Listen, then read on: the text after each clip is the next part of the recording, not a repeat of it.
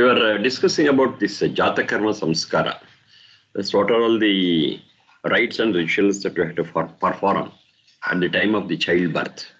And what are all the thoughts that has to flow in our mind at that time. So discussing about that. And we started one mantra in the last session that was about the importance and the quality of the breast milk, which is very much needed for the child. Breastfeeding is the best food that a mother can give to the child. We're discussing about that. It was known quite early. Nowadays, it has become as a movement. Don't feed the child with the bottled milk, this and that.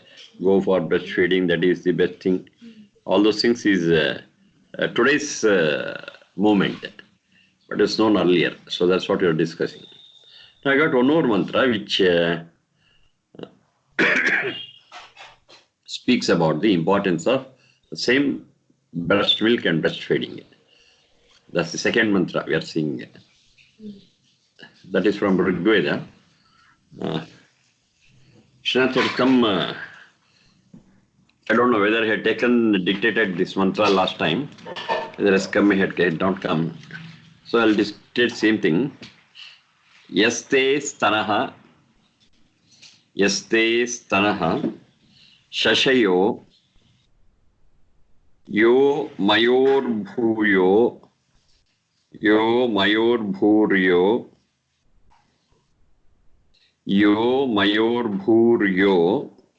ratnadha, vasuvidyaha sudatraha. Sudatraha nunama. Sudatraha. Vasuvidya sudatraha. One line. Yena vishwa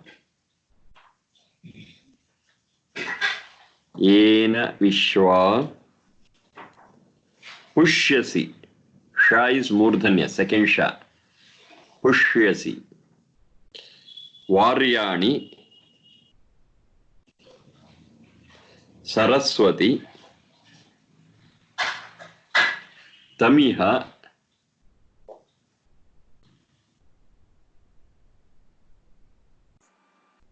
Dhatave Kaha. Tamiha Dhatave Kaha.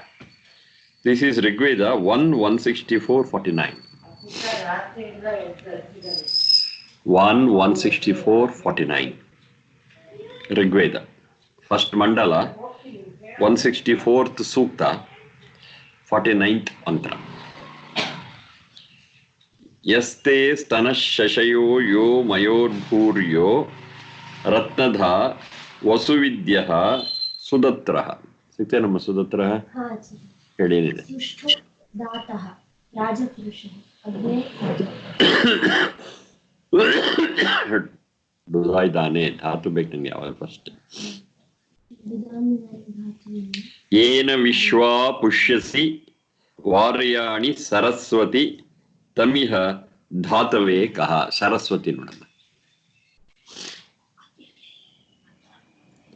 So when I split the sandhis, yahate, yaste, yahate, stanaha shashayo yo mayor bhuryo, mayo bhuhu yo.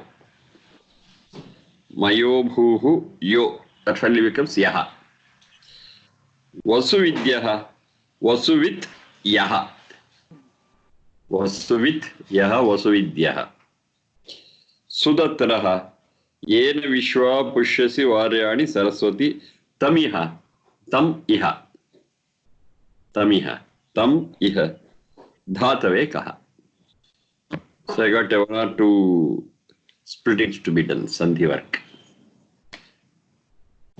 Rigveda 1:164:49.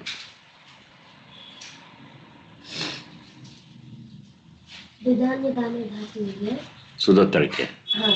Saraswati. Duda idane, ಅದು ಅರ್ಥ ಆಯ್ತು, ಅದು ಬಿಡ್ಬಿಡು. Saraswati.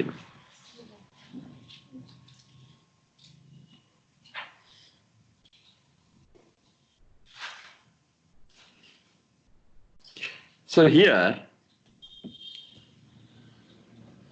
they are praising the importance, quality of the breast milk. Breast milk.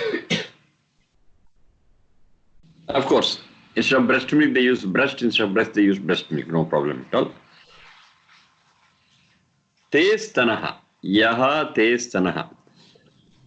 What milk is being produced in your breast? Shashayaha. Shashayaha. It gives the child all the peace. Peace is peace giving. Peace giving. Saraswati ಶ್ರೀಗತ ಉದಾಹರಣೆ ಆಮೇಲೆ ಅಸುಲ್ ಪ್ರತ್ಯಯ ಆಮೇಲೆ ಮತ್ತು ಅಸುಲ್ ಅಂತಕ್ಕೆ ಅರ್ಥ ಏನು ಕೊಟ್ಟಿದ್ದಾರೆ ಅದಕ್ಕೆ ಅಲ್ಲೇ ಓದು.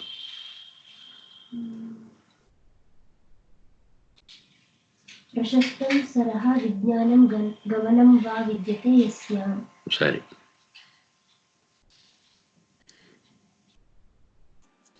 So that beautiful milk which oozes out, it is shashayaha. Shashaya means that it is peace giving. Physically we can take it, no problem. The child is hungry, so the milk is fed, so it becomes calm and pleasant. Okay, that's the physical aspect of it. In the previous class I was referring to it is the mental and spiritual aspect of it. That is, the mood with which mother feeds the child is equally important. It's not that the milk comes, she feeds and gets off. No. The mood of the mother also will alter the quality of the milk that she feeds the child. That's a very, very important thing.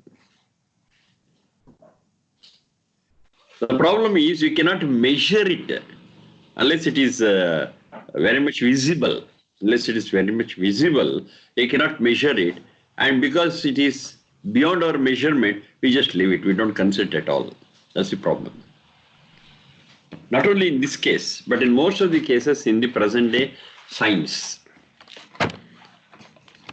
The science wants proof for everything. It wants documentation for everything. Whether the documentation is real or false, they don't worry much. If documentation is there, okay, fine. We have got some basis to speak about it. And the documentation what you have to get has to be gross, measurable. It is an unwritten rule in the modern day science. Measurable. If I am not able to measure, I just leave it. So I'll give you one or two beautiful examples for that. Say we look at a tree. Ask him to evaluate what's the value of this tree. See, what's the value of this tree? Okay, they go find how tall it is, how much is the girth. This tree is cut, what's the timber we get, so many things, and say, okay, the value of this tree is maybe $100. We don't know. Some just example, $100. Or maybe so many ₹1,000. Fine. I'm not denying it. But is it all the value of this tree? That's my question. Definitely not. It's a shelter for hundreds of birds. How do you value the value of each shelter of a bird? It does not come into your calculation because you cannot calculate it. See? Once you cut this tree, hundreds of birds will become homeless. And they don't have a court to go and cry for their rights. So what is the value of those things? Just leave it. Leave it. Number one. So to that extent, we are undervaluing the tree. Then, every tree and every leaf in the tree is a factory which produces oxygen. Every green leaf, starting from the blade of a grass to the leaf of a tree, they all produce oxygen. And that green leaf and green trees only are the source of oxygen for the entire world. We don't have any other source where we have to produce, where it can produce oxygen. That's the only thing. Green is the only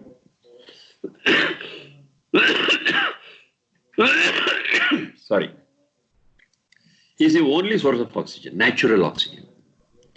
Of course, in a laboratory, in a factory, we can manufacture oxygen. That's right. But it's too costly. Too costly.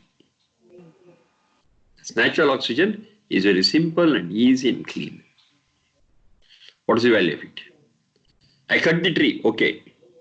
Once I cut the tree, so much of oxygen which is being prepared, manufactured in the tree is gone. What is the value of it? It has survived for maybe another 50 years or 100 years. Let us say 50 only. For 50 years, this tree would have given an amount of oxygen. It was all gone once I cut the tree. What is the value of that oxygen? No, I don't know. I can't measure, I can't calculate, I can't cost it. So leave it. Whatever is visible for me, that's the timber what I get from this tree, that only is calculatable, measurable. So I say this is the value of this tree. Am I not a fool?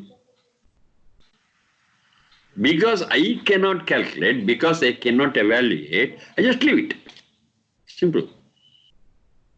And that is undervaluing it very, very much. It's the problem. This is being done, this is being done. In the modern day, this is being done very much. Everywhere in the world. I'm not referring to any one place. Everywhere this is being done. If you're not able to calculate, leave it out of the calculation. Simple. But how can you leave it? It is there very much. On the other hand, whatever you have left is invaluable. Invaluable. The shelter to hundreds of birds, it is invaluable. I cannot measure it. The oxygen it produces is invaluable. They are not without value. They are invaluable. I cannot measure it. It is my deficiency. For the sake of my deficiency, for the sake of my shortcoming, I just leave it out of the calculation and have my own calculation which is comfortable. Let us take another one. Mine. So just iron ore, let me say. Iron ore is in some hills and mountains.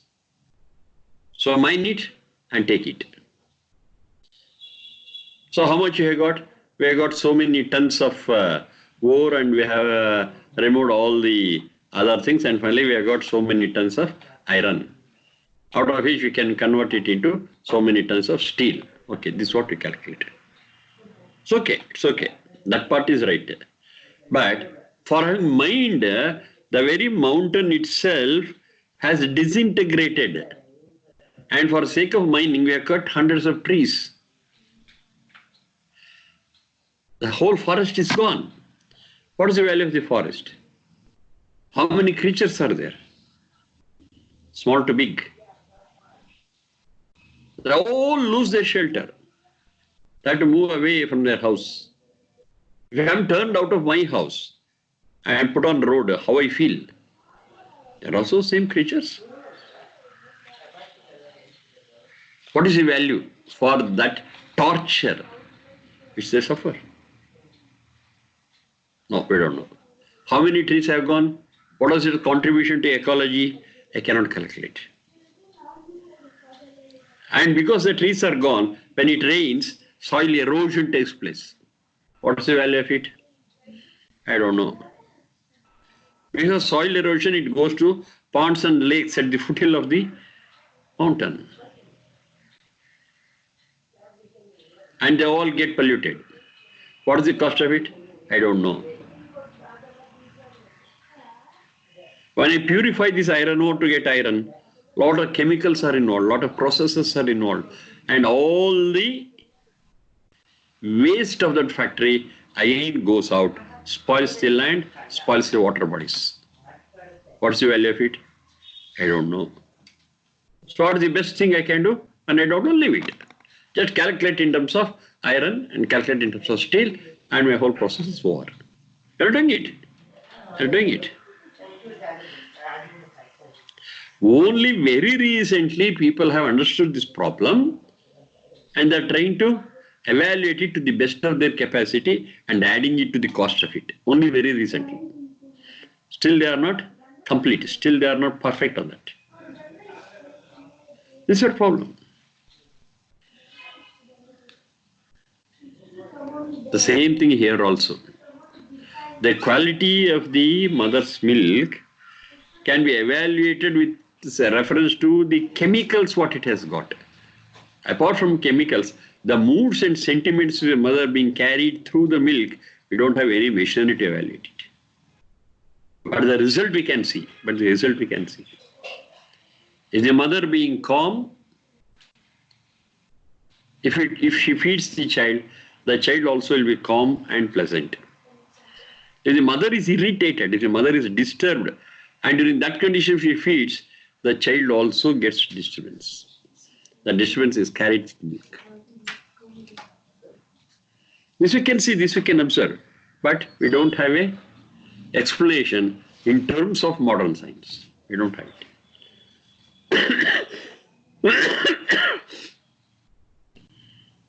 It's very simple. I'll give another very, very simple example. Say we meet somewhere. I smile and invite you and shake hands with you. Simple.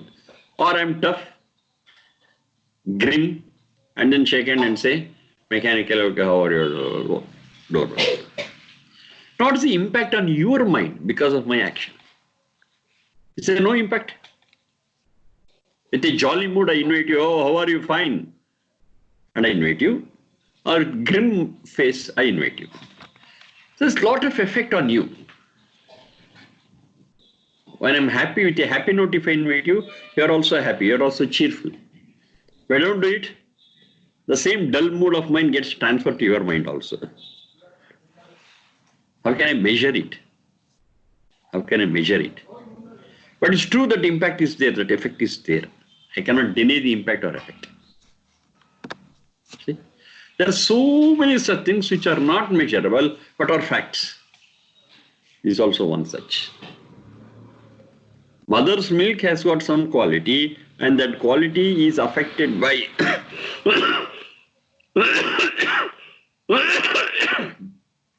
the mother's temperament, attitude, and happiness.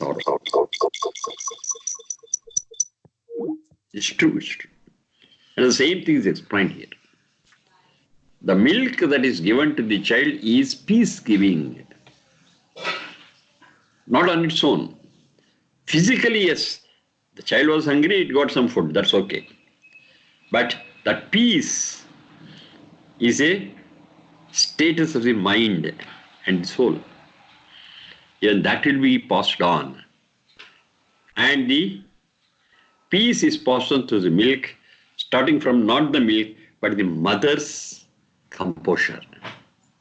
Mother is calm, quiet, loves to feed the child, and happily enjoys that act of feeding. Yes, the child also is very peaceful, very calm. It gets his food as well as so many other things other than food. Beautiful. The explanation what I have to give to this is not in modern terms because it's not measurable. But we can see the effect of it. If we do like that, the effect on the child is visible. But Vedic science and Ayurveda has got their own explanation for that in their own terminology.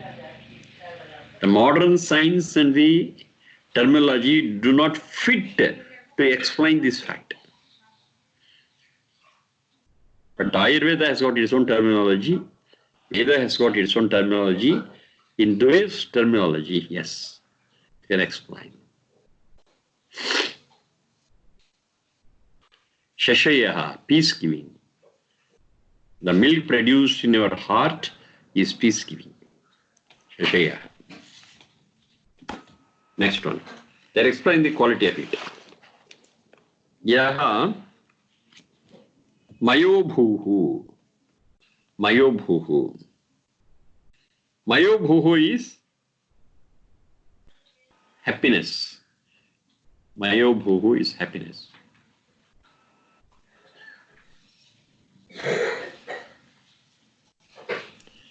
So the milk is enjoyable and very happy to drink for the child.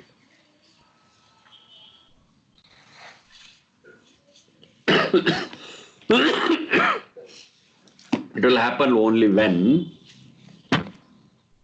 contentment or satisfaction takes place. Happiness is a byproduct of contentment. Anywhere. If I am to be happy, I should be contented. I should be satisfied with what I have. If I always feel dissatisfied with whatever I have, I can never be happy. Even if you give so many things, then I feel that I want little more. Can I be happy? No. I may have little, but I say, okay, what I have got is fine. Thank you, God. Thank you. I become immediately happy. Happiness is the result of our satisfaction and contentment. So the child drinks sufficient milk. It's produced in the mother sufficiently. And it becomes contented. It immediately becomes happy. Its requirements are very few. It's a hug of the mother, warmth of the mother. When hungry, the milk by the mother. It's satisfied, contented. That's all. The requirements of a just born baby is very much limited. Warmth, love, milk. This milk is having that quality of giving peace. And this milk in the right proportion, right quantity will make it satisfied and contented. If you observe, it's all possible. The child when it starts crying for the milk, okay, the mother starts feeding it. By the end of the feeding, the child would have gone into sleep. I have seen hundreds of times, not once or twice. Because everything is pleasant, happy, comfortable, contented, satisfied, yes, it goes to sleep.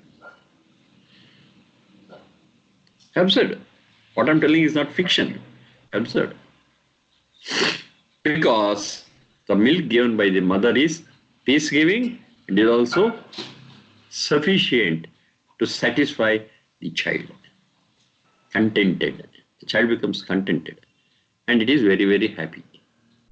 That's called Mayobhuhu. So the milk what you give has got that quality of satisfying it, satiating its hunger. Fine. Mayobhuhu. It enjoys drinking it.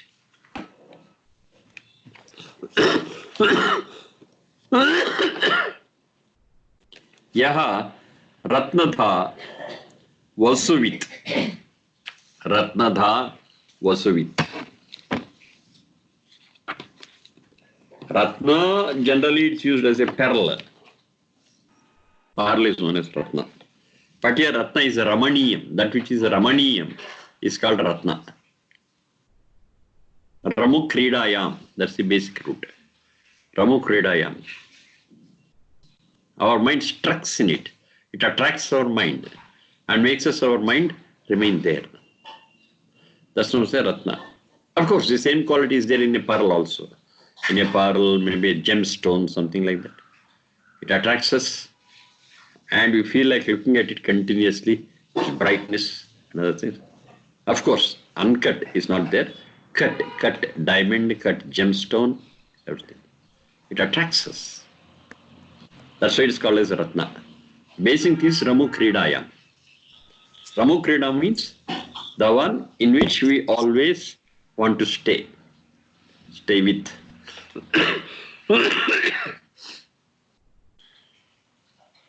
So this milk of yours, O mother, is so attractive for the child. So attractive for the child. It wants it. It wants to be in the lap of the mother and drink the milk. Ratnadha. It attracts it. Because of that only, we find difficult at the time of weaning. You know what's weaning? Weaning. W-E-A-N-I-N-G. Weaning. The child cannot depend on the mother's milk continuously. One day or the other, it has to depend on external food other than mother's. Yeah. So we gradually make the child come out of the practice of breastfeeding and give alternate food externally, and finally it becomes independent. So that process is called as weaning. W-E-A-N-I-N-G. Weaning.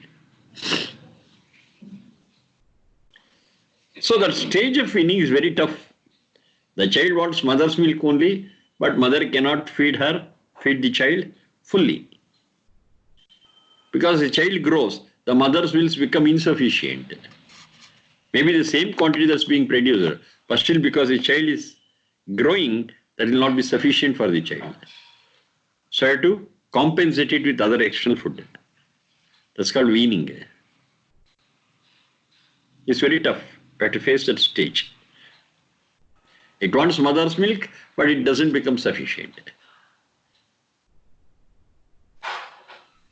So it starts weaning it, and gradually it gets adjusted, it accommodates the external food and becomes independent. Maybe at the end of 1.5 years, 2 years, 2.5, we don't know. It depends on the mother and the child. So that's the weaning. Why weaning is difficult? Because of this only. It's very attractive. It's very pleasant for the child. Ratnadha. Vasuvit Aishwaryanama. That's a treasure for a child. Mother's milk is like a treasure for the child. So it never forgoes it very easily. Because that's its treasure. Of course, it's true also. The best nourishment a child gets is through breastfeeding and mother's milk. That is the best. That's nature's arrangement, not only in human beings, in all mammals. That's what I was telling. All mammals, they produce milk for the sake of its calf, and that is the best food for the calf. No other food can compensate it. Of course, till weaning. Then we have no alternative. The quantity in nourishment what it gets becomes insufficient, and we have to think of other alternatives. Of course, in animals also the same thing happens. They start eating other food other than mother's milk, and they become independent.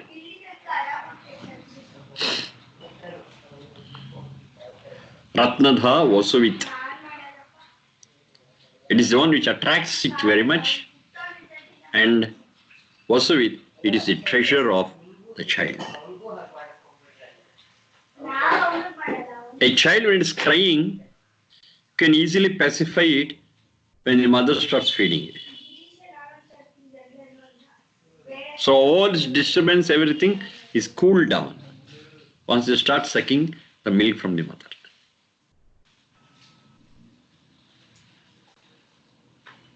If you observe the motherhood closely, you can understand this. You can observe this. The child is disturbed and crying a lot. Within a few minutes, it becomes calm and pleasant. Once the mother starts feeding it. Also, that's a treasure. It has got its treasure and is so happy and calm, quiet. So, Ratnadha, Vasuvit, Yaha, Sudatraha. Sudatraha, the root is Dudai Dane. Dudai Dane. Sudatraha. Dudai Dane. Su means that which is auspicious and fine. It's fine and wonderful to give. Yes. If I'm to give the child the best what I can give, the just born baby and a just growing baby, I think the best gift what I can give is the mother's milk, Sudatraha. Worthy to be given. It's a wonderful experience for the mother to feed the child. Of course, I don't have personal experience. I have got it from other women folk. The best thing what they enjoy is feeding the child. That is, they are so happy to give it. And the child also enjoys it and is very happy to receive it. Sudatraha. So I've seen many qualities of mother milk. Shashayaha, that which gives the peace. Shashayaha we have seen. Then we have seen Mayo Bhuhu, that which is very happy, that which gives happiness. Ratnadha, Vasuvit, Sudatraha. These are the qualities of that mother's milk. Provided both mother and child involve in it, and the mother feeds the child with all happiness, with all involvement, and with a loving heart. Yena Vishwa Pushyasi. Yena Vishwa Pushyasi.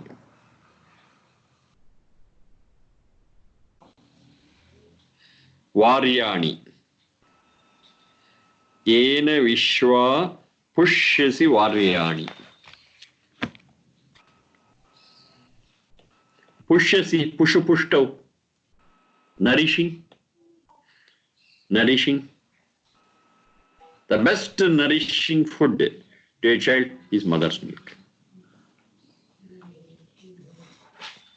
Vishwa is in all respects, we should be up to. No exception. When I say no exception, of course, 99.99 we can take it. It is nourishing to the child. Because of physical problems and diseases and other things, maybe that point not one may not be nourishing to the child. But most of the time, 99.99%, it is nourishing to the child.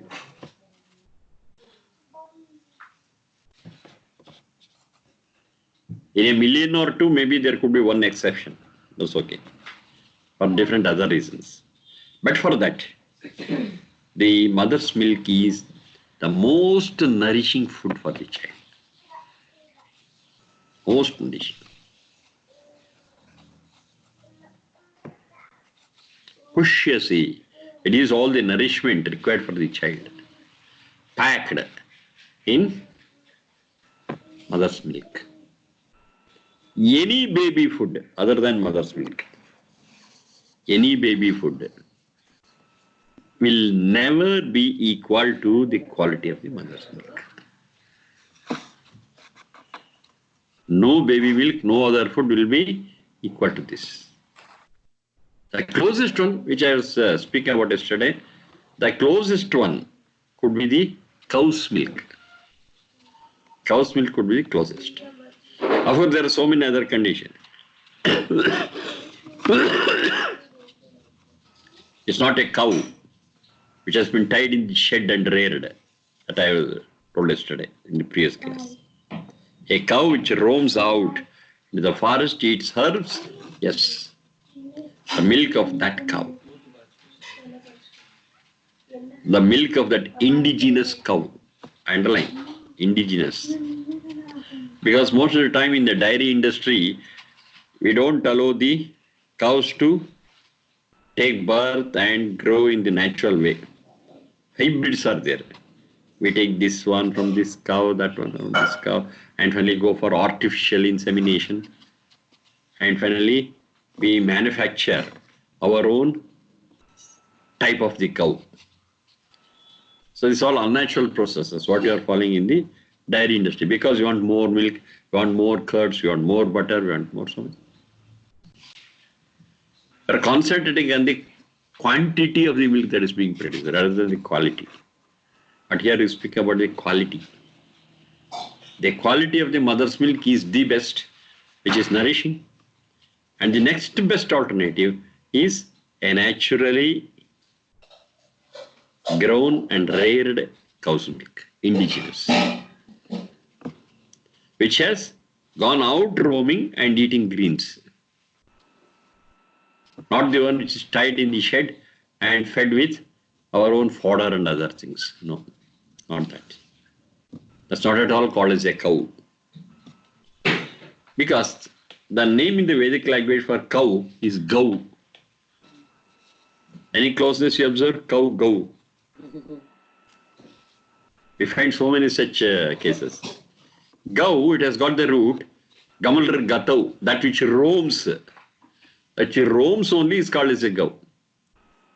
It's tied in the shed and reared, it is not a Gau at all, because it never moves. It is tied in the shed. Maybe in a limited place, in a farm. Okay, we may allow the cow to roam, but it is restricted. We got fence, within that fence only it has to roam. Even there it is not cow. It should be free. It should be able to go wherever it wants, without a fence. Yes, that is real cow. And the milk of that cow has got lot of positive values, lot of nourishing elements. That is the second alternative. The first alternative is the mother's milk.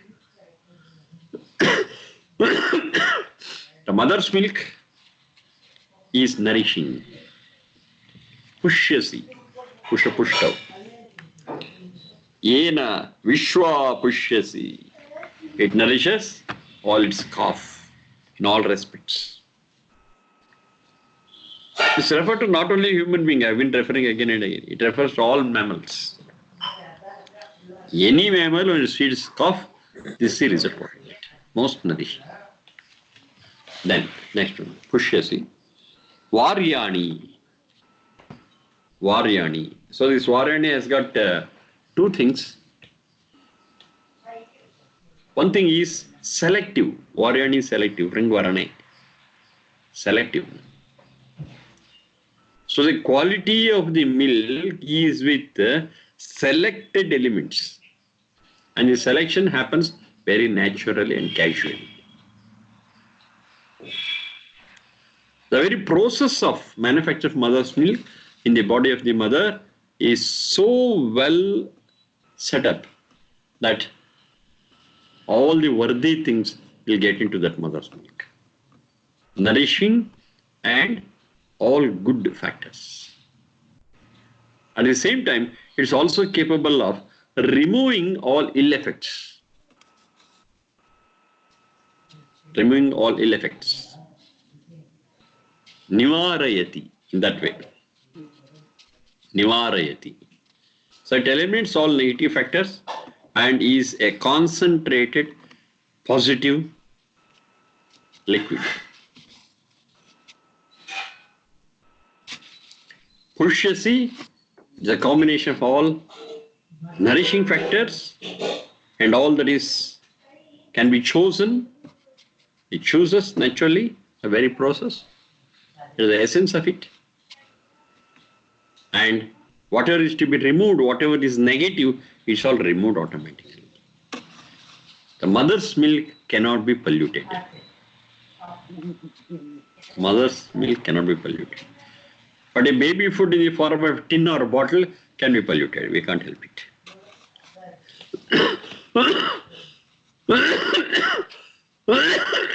Because it's manufactured outside.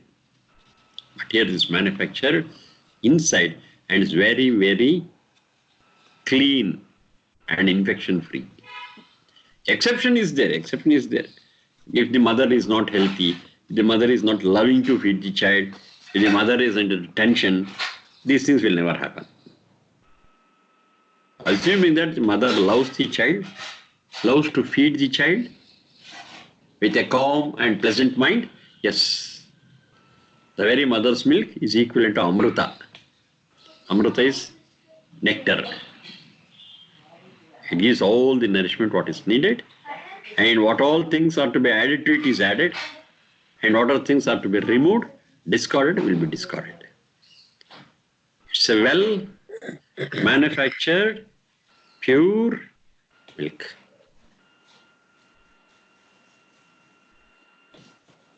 Pushyasi Varyani. Then, Saraswati Taviha Dhatave Kaha. Saraswati is in the vocative case. Oh Saraswati, that's to the mother we are addressing. Oh Saraswati. Who is that Saraswati? Srigatav, that's the root. Srigatav.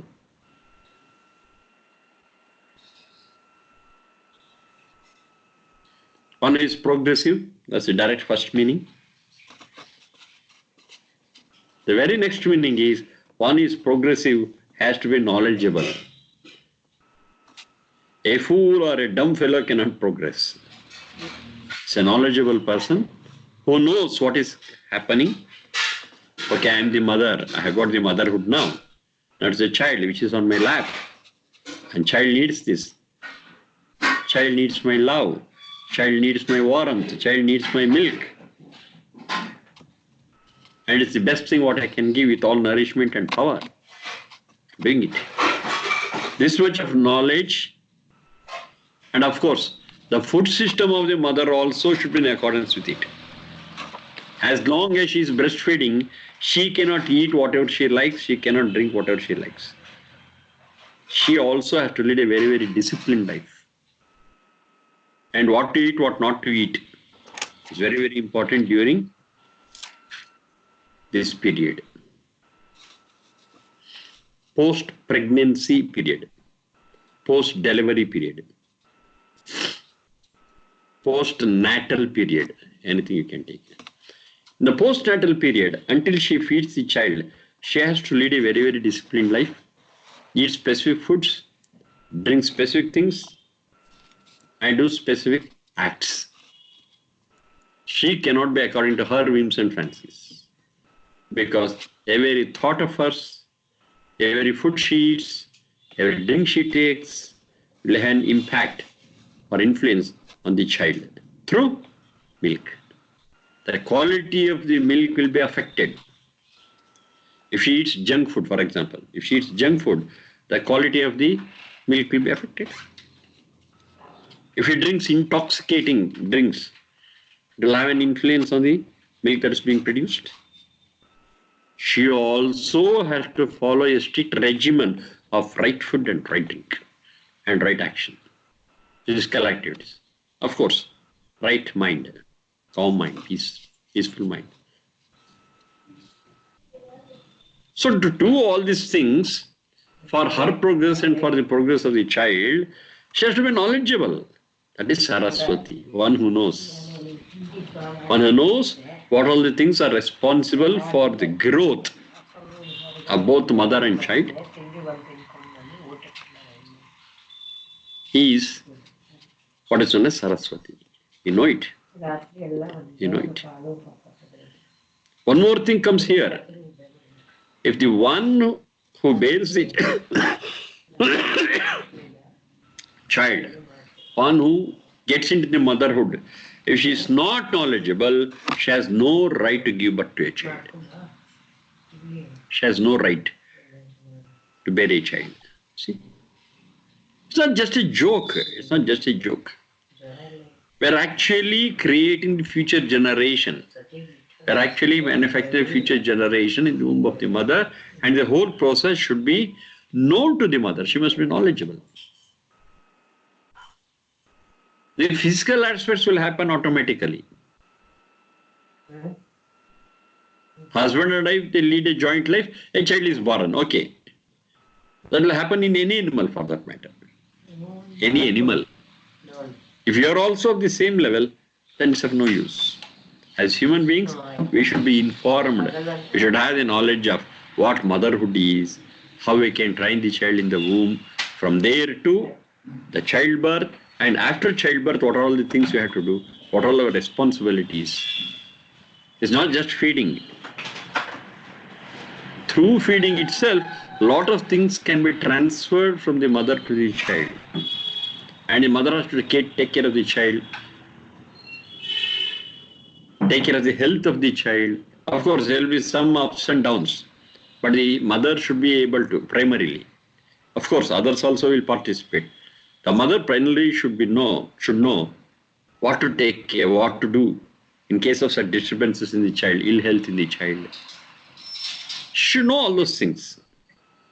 Only one who knows all these things deserves to have a child. Otherwise, it's better not to have a child.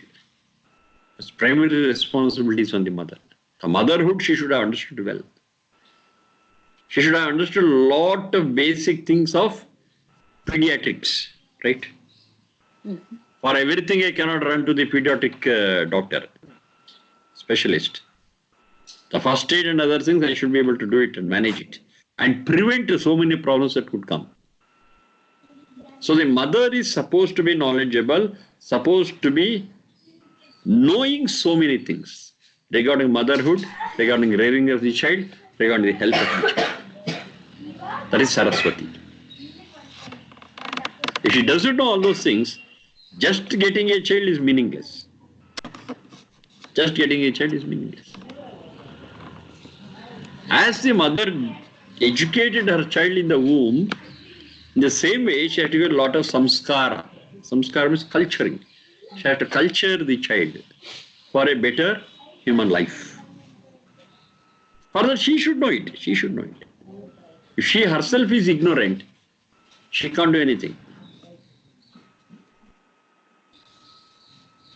See, the whole thing is so full of thoughts, is full of noble thoughts, is full of responsible thoughts.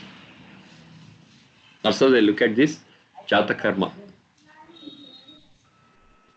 She should know beforehand, and now also she should be able to learn so many new things to rear the child.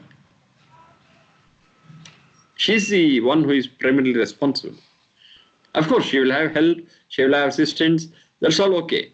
But basically, who should do it? Primary responsibility is on the mother. So she should be aware of what to do, what not to do. If you observe around us, there are so many mothers who are not able to feed the child because of their problems. They don't know how to feed it. A position is there for the child to be placed on the lap and then breastfeed it. By chance, if they got two children, twins, they don't know what to do. But there are special procedures to manage two children, twins. Of course, during breastfeeding also, they don't know about it. So there are so many things a mother should know to rear the child with love and affection, and plus, very important, knowledge.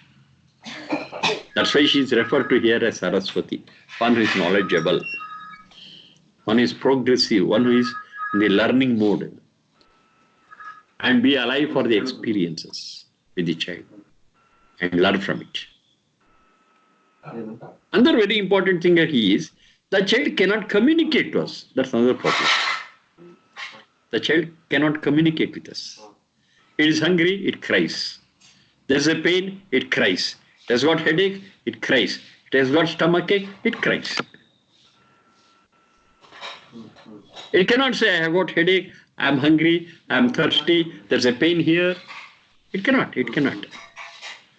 That communication is gap from the child to the mother. The only thing what child knows is to cry. For anything, just cries.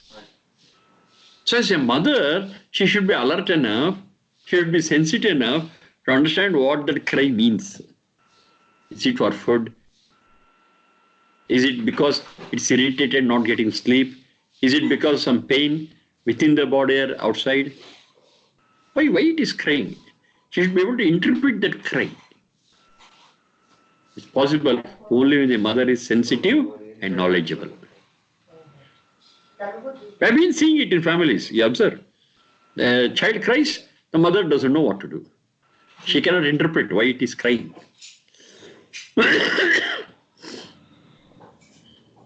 You should be able to do it. So all that knowledge is very much essential for the mother to bear the child and to rear the child. Only then, yes, she is called as the right mother, and what she feeds to the child will be nourishing, will be pleasing, will be satisfying, will be peaceful. If she herself is ignorant and dumb, then she cannot do all these things. So, Ho Saraswati, that's addressed to the mother, the one who knows how to rear the child, Another piece of information. In Ayurveda, there's a special part to take care of the child. Pediatrics. Vagbhatacharya is one of the pillars of Ayurveda. He has divided his whole Ayurveda into 8 sections. 8 sections. Kaya, you can just note down, it's a piece of information which is so scientific and wonderful. Kaya, Bala, Kaya, Bala, Graha, Urdhvanga, Kaya, Bala, Graha, Urdhvanga, Shalya, Shatalavya, Shalya, Damshtra,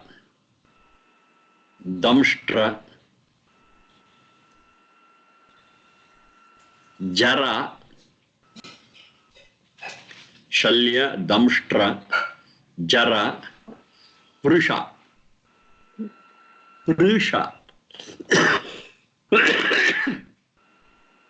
Va with vowel, R.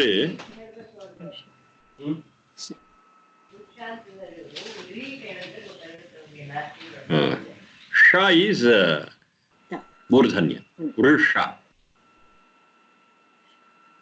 So maybe some people pronounce it as Vrisha. Maybe Vrisha. These are the 8 parts I have divided the whole medical science into. Kaya, Bala, Graha, Urdhvanga, Shalya, Damshtra, Jara, Vrusha. Now what are they? What do they mean? Kaya is physical.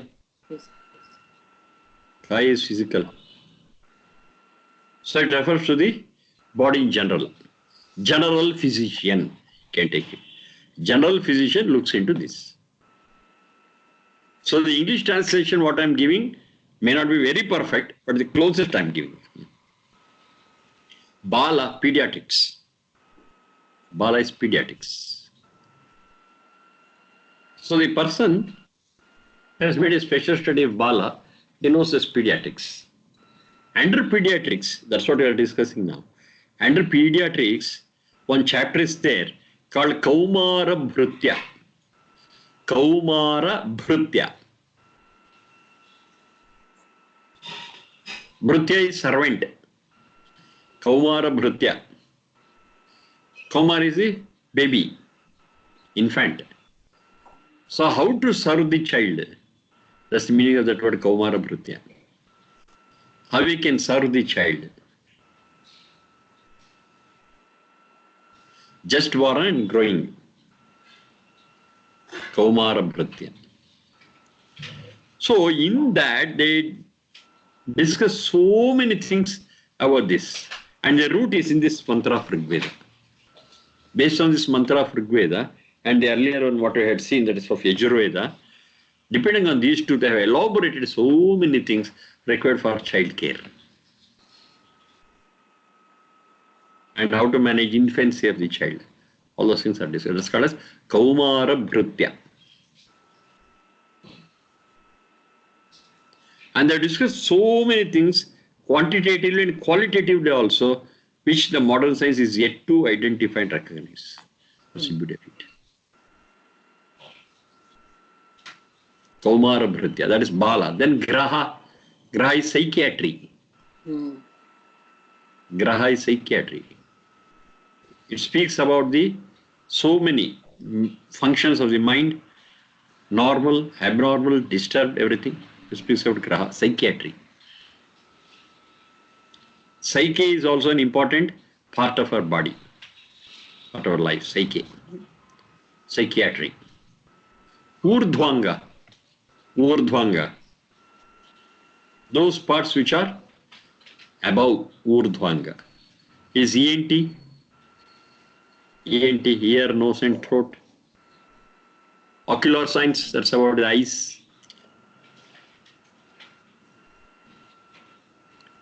Dentistry, they all come under that, Urdhvanga. What's there at the top? Ear, nose, eyes. teeth, so many things. Throat. All those things are given a special attention and discussed about it. That's called as Urdhvanga. Shalya. Shalya is surgery. Shalya means the surgical instrument. So all that are concerned with the surgical instruments and surgery are discussed under Shalya. Of course, surgery is the last resort. That should be very clear. Ayurveda speaks about it. Shalya is last resort. But in the modern day, we start with Shalya. Very funny.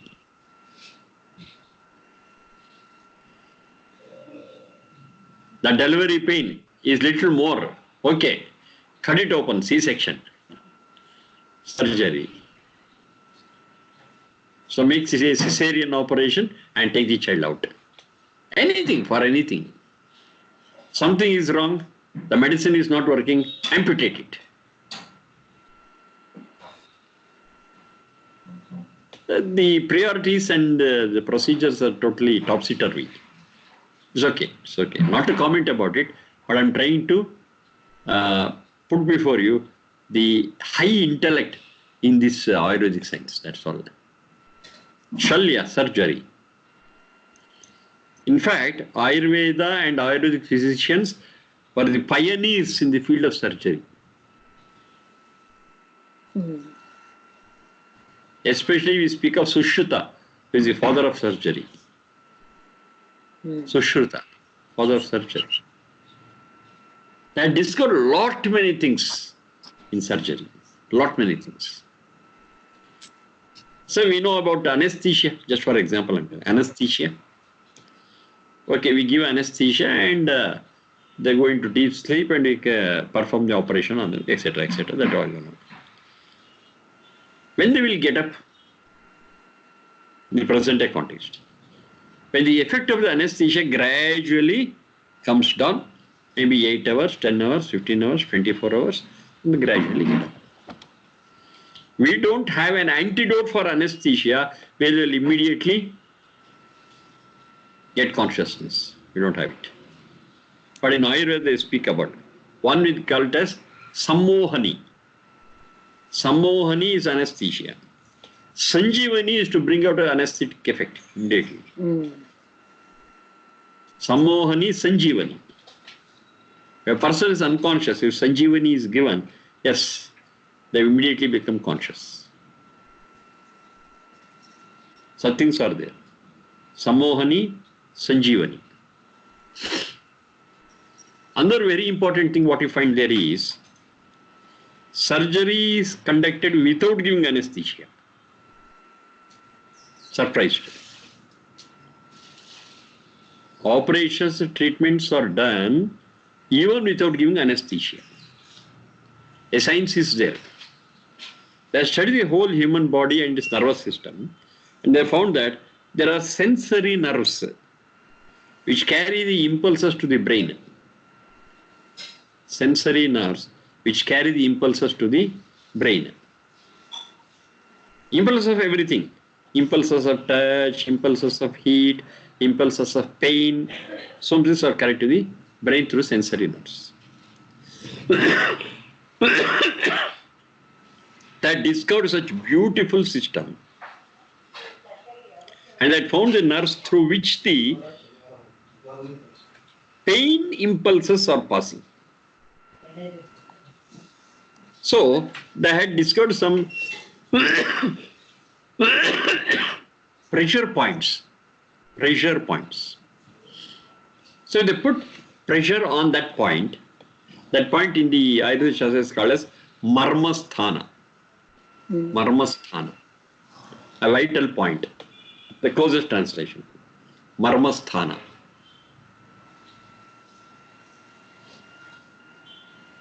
So when they give pressure on that marmasthana, the nerves which carry the impulses of pain, it will be blocked. You see, I'm just showing it will be blocked.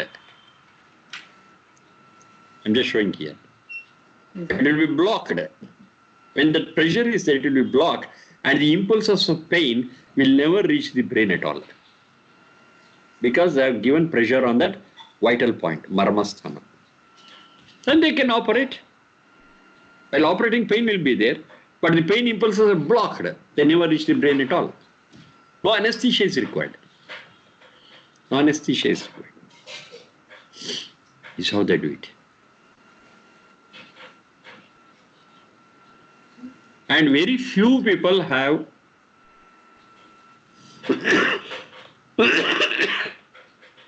kept that science alive.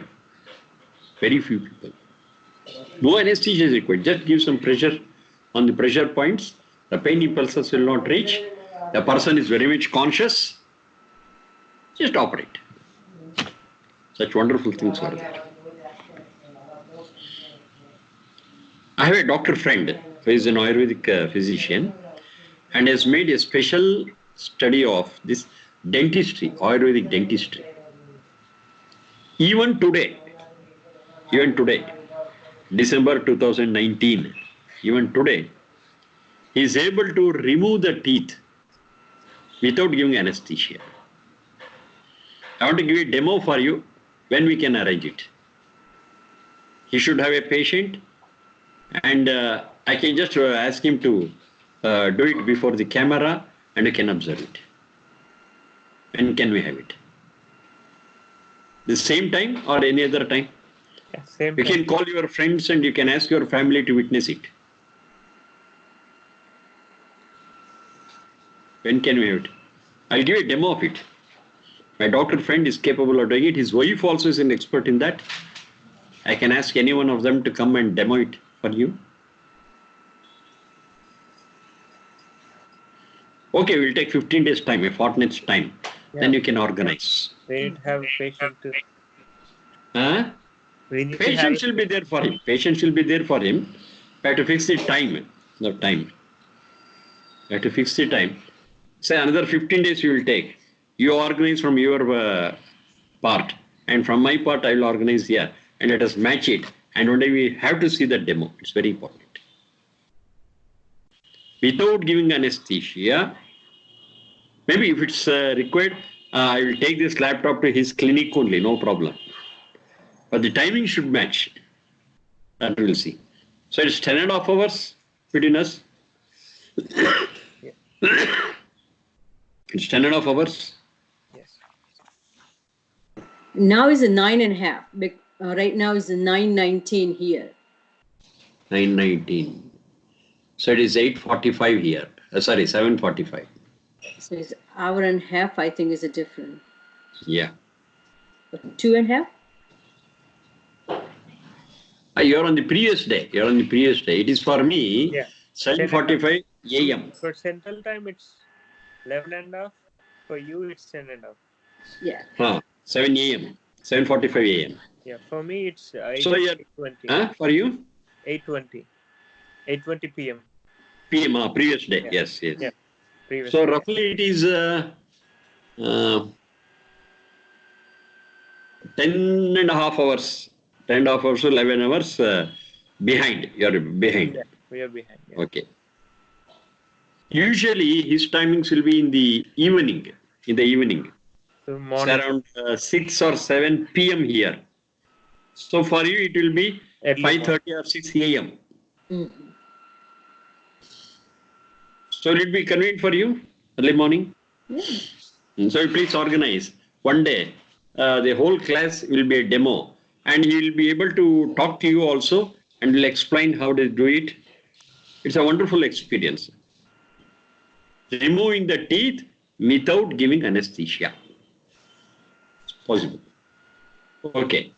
I'll talk to him, and of course we can take 15 days time to organize all these things.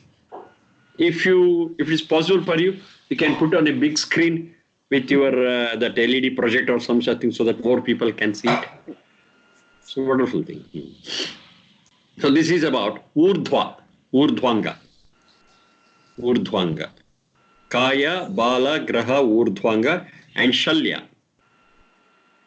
Speaking about Shalya, surgery. Urdhvanga,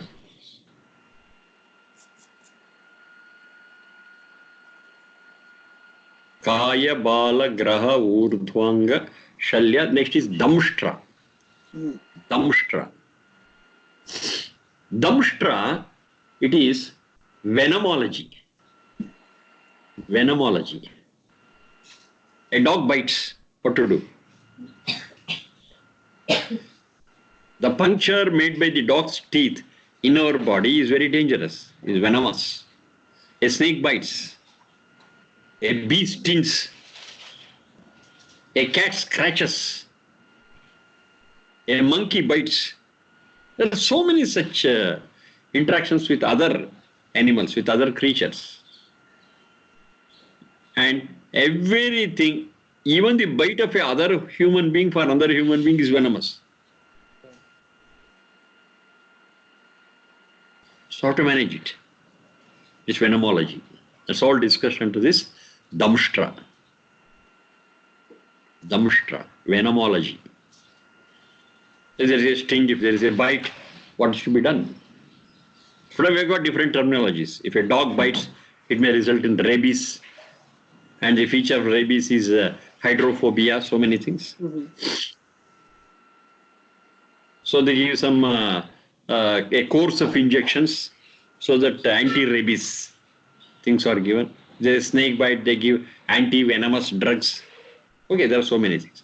All these things are discussed here under Damshtra. Kaya, Bala, Graha, Urdhvanga, Shalya, Damshtra. It is Jara. Jara in the modern day medicine is called as gerontology. Any closeness? Jara and gerontology. Gerontology is a science, is a part of that medical science which deals with old age problems. Jara. Jara is old age. Old age problems. The problems what a young person has got, a child has got, a problem an adult has got, a problem a senior citizen has, they are all different. It's not the same. So let's discuss about specially the old age and the problems attached with old age. That's gerontology.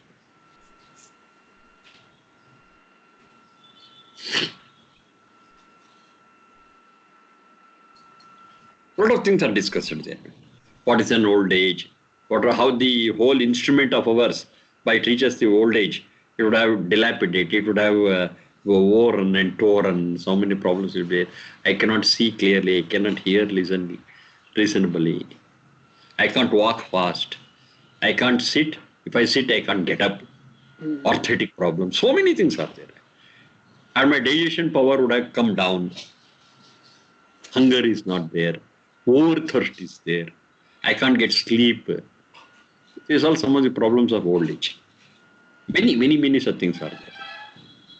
So how to tackle all these things and to continue the life? All that is discussed under Jara. And last one is Vrusha. Vrusha is to discuss about the vitality of a person. How strong, active the person can be.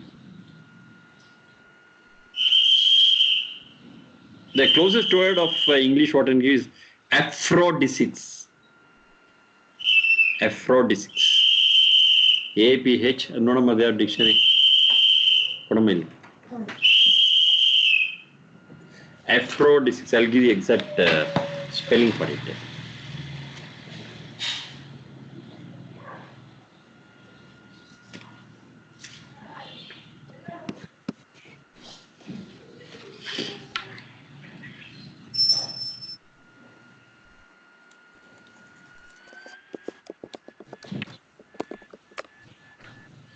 APHRO DISIAC. Aphrodisiacs. Aphrodisics, that's how it's pronounced. APHRODISIAC. Aphrodisics.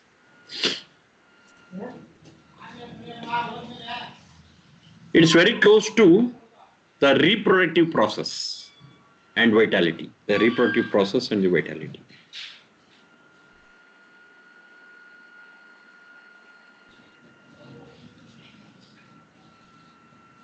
These are the 8 branches, what is explained in Ayurveda. Kaya, Bala, Graha, Urdhvanga, Shalya, Damshta, Jara, Vrusha. So when it comes to Bala, I'm particular about this Bala, pediatric science. Under that comes this Yajurveda and Rigveda mantra, which speaks about breastfeeding and mother's milk. And you should be able to serve the child the best. That's the discussion we have. Okay, today I took a little more time. Mohoday, what is the name of the Rishi? You say is a Sushruta, Vagbhata. These 8 classifications have been discussed by Vagbhata. Vagbhata, that becomes Vagbhata. And for Shalya, surgery, it was Sushruta. Sushruta. What are the best Ayurvedic translations we can get now, like English translations? It's very difficult to translate it to English, just basic thing. Yeah. Not only Ayurveda, most of the things which are in Indian culture, we don't have the equivalents in English. That's the difficulty. Okay. So we say dharma. I don't have an equivalent in English for dharma. The closest one you use it religion, but the religion is not a right translation of dharma. And the problem is this, Shrikant. That is, if you have the concept, you can generate a word. If you have a concept or a thought, you can generate a word for it. But the cultural gap is there between Western culture and Eastern culture. Most of the concepts which have been envisioned in Eastern culture is not there in Western culture. How can they create words for them? Yeah. No, I'm looking for any Ayurvedic books that are in English which can carry the close. My best suggestion is you learn Sanskrit and read the Sanskrit text straight. Don't depend on translations. That would be ideal. You can do it. Sanskrit texts are available. Another pillar in Ayurveda, apart from Vagbhata and Sushruta, is Charaka. Charaka. Yeah. So whenever we speak of Ayurveda, we refer to these 3 mainly. Charaka, Sushruta, Vagbhata. Because they have elaborately discussed about that subject. Elaborately. And they also claim, if something is not here in my book, it's not there in the world. If something is there in the world, definitely it finds a place in my book. That's how they speak. Yadi hasti tad anyatra. Yadi hasti tad anyatra. If it is here, it is there everywhere. Yadi hasti tad anyatra. Yenne hasti natat kochit anyatra. If something is not there in my book, it's not there in the world. That's the claim they make it. Yadi hasti tat anyatra. Yat iha asti tat anyatra. Yenne hasti yat na iha asti natat kochit anyatra. That's the claim they make. They are so confident that they have discussed the subject so elaborately. Yadi hasti tad anyatra. Yenne hasti natat kochit anyatra.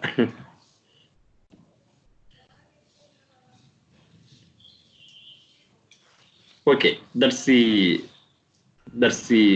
for this class, and we got many more things. Maybe another 4 or 5 mantras to be discussed in Jata Karma. We'll discuss about it, and next we go to the next samskara called as Namakarana samskara. Namakarana. There are so many things to understand there also. Every samskara is so deep and so so much pregnant with thoughts and ideas. I think you're already experiencing and feeling it. Oh, so many things are there during childbirth. So many things are there when the woman is pregnant. Within the womb, the child is there. So many things are there. Yes, so many things are there. And it's just a collection of some of the things. Beyond this, there are many such things. For the practice of giving samskara, for performing the rite and ritual, This is a thing they have collected. It's a collection of mantras. Okay, thank you for the day.